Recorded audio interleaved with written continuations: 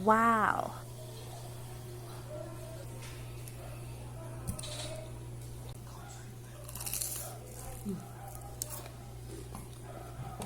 Mmm. Ito walang sauce.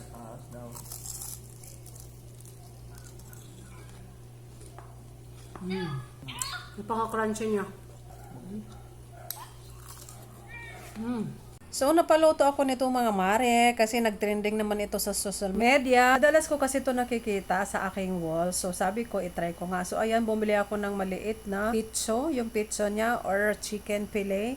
Ayan, hihiwain lang yan ng maninipis. Ayan, ganyan lang siya na pagkahiwa. Ayan, isang pizzo lang yan pero marami ako nagawa, mga 18 piraso. So, ang bilis ko nang matapos paghiwa guys kasi isang piraso lang naman kasi. So, naglagay na ako ng garlic powder at saka paminta powder at Spanish paprika at konting asin. Tatlo lang kasi kami nito kakain guys, kaya yan lang niluto ko. So ayan, hihimasin lang natin. Konti lang yan, pero ang dami na pag naluto. So ayan, itabi muna natin yan at gagawa ako ng pampakrispy. So ayan, 1 cup na harina at naglagay ako ng 2 tablespoon na cornstarch. Lagyan ko konti ng paminta powder, asin at saka seasoning para maglasa talaga siya. So ayan, hahaluin lang natin siya. Sinama ko na rin yung itlog guys, nilagyan ko siya ng paminta powder.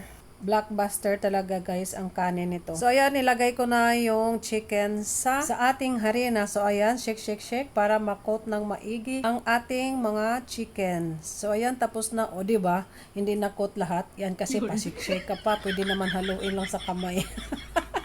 Niloblob ko ng mga mare sa itlog ang ating chicken na galing sa ating harina at ilagay na natin yan sa breadcrumbs. So ayan, ikot talaga ng maigi yan sa breadcrumbs mga mare para magiging crispy talaga siya. So ganyan nga siya. So ipagpatuloy natin, ganun din ang gagawin natin sa iba.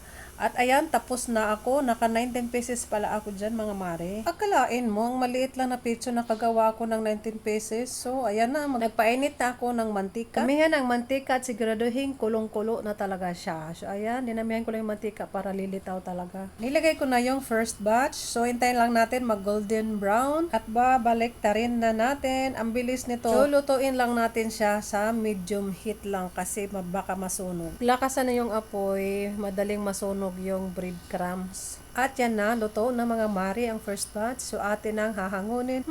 Ang bango-bango niya talaga mga mare. Ang bango niya talaga. Yes! Mabas yung aking bunso mga mare. Sabi niya, ano daw niluluto ko, ang bango-bango daw kasi pumasok sa kwarto. Nandito kasi sila sa bahay ngayon, wala ang pasok. So ayan, ilagay na naman natin yung pangalawang salang. At hintayin na naman natin na mag golden brown yan. Nako mga mare, kung sino pa mga nanay na hindi nakatry ng ganitong luto, itry nyo mga mare. Sigurado ako magugustuhan ito ng mga Juna nyo. Kaysa naman mag-order tayo, ang mahal-mahal kayo nito pag in-order natin to pag gusto ng ating mga anak kumain ng ganito. Kapag nag-order ka, naku, ang mahal-mahal. So, ayan mga mare, luto na ang aking pang last batch. Ayan, hinangon ko na at gagawa na tayo ng masarap na sauce. Ayun, naggawa lang ako ng mayonnaise mga mare, at saka bawang, 3 bawang lang yan, at saka 3 pirasong kalamansi, pero hindi ko inubos kasi baka magsobra ng asin. Naglagay din ako ng paminta powder at saka olive oil, asin.